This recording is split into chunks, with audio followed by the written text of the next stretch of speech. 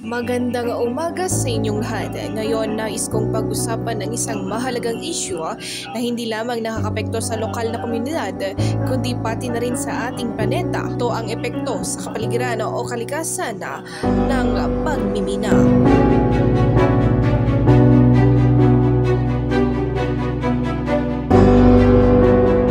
Pagmimina ay madalas na itinuturing na isang kinakailang industriya para sa paglago ng ekonomiya, nagbibigay ng trabaho at mga yaman.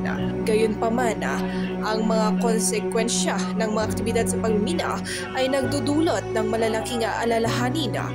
Bagamat maaaring mukhang kapakipakinabing ito sa maikling panahon, ang pangmatagalang epekto sa kapaligiran ay nakakabahala.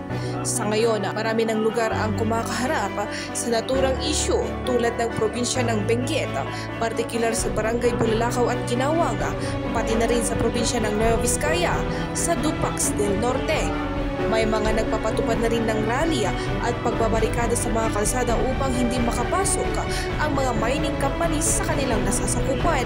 Ano-ano nga ba ang consequences o mga negative effect ng mining sa ating kalikasan? Una, talakayin natin ang pagkasira ng kapaligiran. Ang mga operasyon sa pagmina ay nagiging sanhi ng deforestation dahil ang malalaking bahagi ng lupa ay nililinis upang ma-access ang mga deposito ng mineral. Nagreresulta ito sa pagkawasak ng mga mahalagang ekosistema na tahanan ng iba't ibang uri ng halaman at hayop.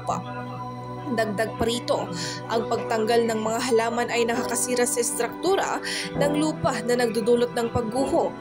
Kung walang mga ugat na halaman na humahawak dito, ang lupa ay maaaring mag-wash away papunta sa ilog at sapa. Polusyon sa tubig at nakakasira sa buhay ng tubig. Susunod, dapat nating talakayin ang issue ng pollution sa tubig. Ang mga proseso sa pagmimina ay kadalasang gumagamit ng mga mapapanganib na kemikal tulad ng cyanide at mercury na maaaring makapasok sa tubig ugat at kontaminahin ang mga pinagkukuhanan ng inuming tubig. Ito ay diretsong banta sa kalusugan ng mga tao at hayop. Ang mga komunidad na umaasa sa mga pinagkukulang ito ay maaaring harapin ang mga seryosong panganib sa kalusugan, kasama na ang mga respiratory problems at skin diseases. Dagdag pa, ang pagmimina ay nag-aambag sa pollution ng hangin. Ang alikabok at mga partikulo na inilalabas sa panahon ng proseso ng pagkuha ay maaaring makasira sa kalidad ng hangin. May ulat na tumataas na respiratory issues na maaaring magdulot sa pangmatagalang komplikasyon sa kalusugan. Ang ingay mula sa mga makinarya ay isa pang alalahanin na nakakasagabal sa katahimikan ng buhay sa kanayunan at nakakaapekto sa ugali ng mga hayop. Ngayon, isaalang-alang natin ang sosyo-ekonomikong mga disbentaha. Bagamat ang pagmimina ay maaaring lumikha ng mga trabaho, ang mga trabahong ito ay madalas na pansamantala at mapagsamantala, kung saan mga manggagawa ay nahaharap sa mapanganib na kondisyon at mababang sahod. Bukod dito, ang pagdagsa ng mga manggagawa ay maaaring magpahirap sa mga lokal na yaman tulad ng pabahay at pangalaga sa kalusugan na nagdudulot ng tensyon sa lipunan. Dagdag pa, kapag naubos ang mga mineral, maaaring bumagsak ang ekonomiya natin na nag-iiwan ng isang nasirang tanawin at komunidad na nahihirapang makabawi. Huli, hindi natin dapat kalimutan ang epekto sa kultura ng pagmimina.